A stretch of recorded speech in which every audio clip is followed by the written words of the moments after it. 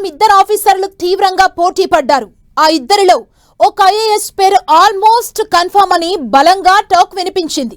ఆయన కాకపోతే ఇంకో ఆఫీసర్కి ఇస్తారని వార్తలొచ్చాయి. కట్ చేస్తే ఎవరు ఊహించని విధంగా అందరి అంచనాలను తలకిందులు చేస్తూ మూడో ఆఫీసర్ రాష్ట్ర ప్రభుత్వ ప్రధాన కార్యదర్శి పోస్టుని కొట్టేశారు. ఆ ఇద్దరిని కాదని ఆయనకే ఇవ్వడానికి రీజన్ ఏంటి? సర్కార్ లెక్కల్లోకి తీసుకున్న ఈక్వేషన్స్ ఎలా ఉన్నాయి? కొత్త సీఎస్ నియామకంపై అధికార వర్గాలు ఏమంటున్నాయి? వికాస్ రాజ్, జయేష్ రంజన్ ని దాటి సంజయ్ జాజు సీఎస్ రేసులోకి ఎలా వచ్చారు? ఈ ఇద్దరు ఐఏఎస్ లో స్పెషల్ సీఎస్ గలవానే రిటైర్ కాబోతున్నారా?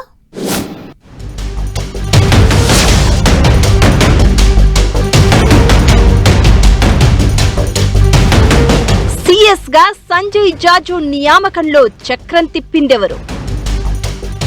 వికాస్ రాజు, జయేష్ రంజన్ ను కాదని సంజయ్ జాజుకు అవకాశం. 2029 ఫిబ్రవరి వరకు సీఎస్ పోస్టులో ఉండనున్న సంజయ్ జాజు. సీఎస్ కావాలని ఆశపడ్డ వికాస్ రాజు, జయేష్ రంజన్ కు షాక్. సంజయ్ జాజు నియామకంపై అధికార వర్గాల్లో ఆసక్తికర చర్చ.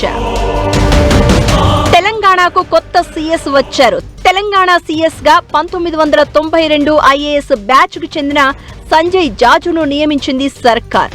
ఈ నెల 30తో ప్రస్తుతం సీఎస్ గా ఉన్న రామకృష్ణారావు పదవీకాలం ముగియడంతో ఆయన స్థానంలో సంజయ్ జాజు సీఎస్ గా బాధ్యతలు చేపట్టనున్నారు. ఈశాన్య ప్రాంత అభివృద్ధి మంత్రిత్వ శాఖలో కార్యదర్శిగా ఉన్న సంజయ్ జాజు ఈ మధ్య కేంద్ర సర్వీసుల నుంచి రిలీవ్ అయ్యారు. 15 సంవత్సరాలకు పైగా కేంద్ర సర్వీసుల్లో డిప్యూటేషన్ పై ఉన్నారు. గతంలో హైదరాబాద్ మున్సిపల్ కార్పొరేషన్ ను జీహెచ్ఎంసీగా మార్చక ముందు కమిషనర్ గా పనిచేశారు. అలాగే పశ్చిమ గోదావరి జిల్లా కలెక్టర్ గా, విశాఖపట్నం కమిషనర్ గా కూడా పనిచేశారు. తెలంగాణ క్యాడర్ కు చెందిన సంజయ్ జాజునే సీఎస్ గా తీసుకురావడం వెనుక తెలంగాణ ప్రభుత్వ పెద్దల ప్లానింగ్ ఏంటన్నది చర్చనీయాంశంగా మారింది.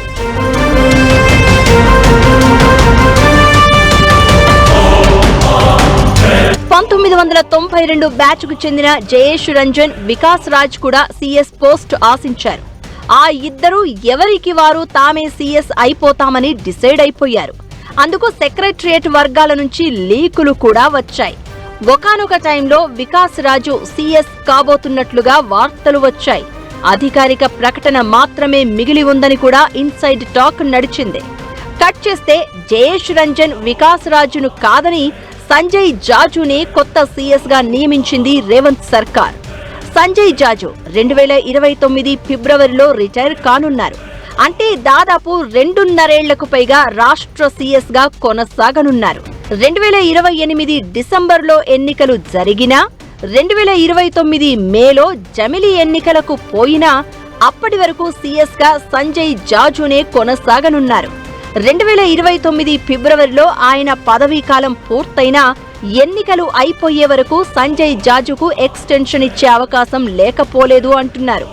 అయితే స్పెషల్ సీఎస్లుగా ఉన్న 1992 బ్యాచ్ అధికారులు వికాస్ రాజ్, జయేష్ రంజన్లు సీఎస్ పదవి కోసం తీవ్రంగా ప్రయత్నించిన సెంట్రల్ సర్వీస్ లో ఉన్న సంజయ్ జాజు వైపే రాష్ట్ర ప్రభుత్వం మొగ్గు చూపడం వెనుక ఏం జరిగిందనేది ఇంట్రెస్టింగ్ టాపిక్ గా మారింది. కొత్త సీఎస్ గా సంజయ్ జాజు అపాయింట్మెంట్ వెనుక ఢిల్లీ లాబియింగ్ పనిచేసి ఉండొచ్చన్న గుసగుసలు వినిపిస్తున్నాయి.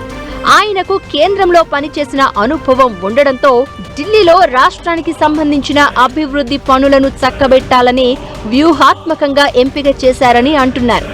ఐటీ వింగ్ లో స్పెషలిస్ట్ గా ఉన్న సంజయ్ జాజు పరిపాలనలో టెక్నాలజీని ప్రమోట్ చేయడంలో ట్రెండ్ సెట్టర్ గా చెబుతున్నారు.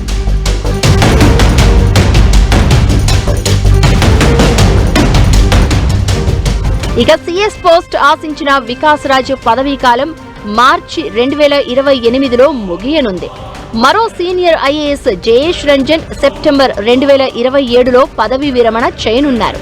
ఈ నేపథ్యంలో ఈ ఇద్దరిలో ఎవరికి సీఎస్ పోస్ట్ ఇచ్చినా ఎన్నికలకు ముందు మరోసారి కొత్త సీఎస్ ను నియమించడం, అతను వ్యవహారాలను చక్కబెట్టే లోపే ఉన్న పుణ్యకాలం కాస్త గడిచిపోతుందని ప్రభుత్వం భావించి ఉండొచ్చని అంటున్నారు. అయితే 2029 ఫిబ్రవరి వరకు సంజయ్ జాజు పదవీకాలం ఉండడంతో అప్పటి వరకు ఆయనే సీఎస్ గా కొనసాగనున్నారు. దీంతో ప్రస్తుతం స్పెషల్ సీఎస్లుగా ఉన్న వికాస్ రాజ్, జయేష్ రంజన్లు సీఎస్ పదవి చేపట్టకుండానే రిటైర్ కానున్నారు. ఇలా రాష్ట్ర ప్రభుత్వ ప్రధాన కార్యదర్శి కావాలి అనుకున్న వాళ్ళిద్దరి ఆశలు అడియాసలయ్యాయి. వికాస్ రాజ్, జయేష్ రంజన్ బీఆర్ఎస్ ప్రభుత్వంలో పనిచేసిన వారే. గతంలో ఐటీ, ఇండస్ట్రీస్ వ్యవహారాలు చూసుకున్న జయేష్ రంజన్ రేవంత్ సీఎం అయ్యాక మున్సిపల్ అడ్మినిస్ట్రేషన్, అర్బన్ డెవలప్మెంట్ చూసుకుంటున్నారు. ఇక వికాస్ రాజ్ గతంలో రాష్ట్ర ఎన్నికల సంఘం ప్రధాన అధికారిగా పనిచేసి కాంగ్రెస్ సర్కార్ వచ్చాక R&B స్పెషల్ సీఎస్ గా కొనసాగుతున్నారు.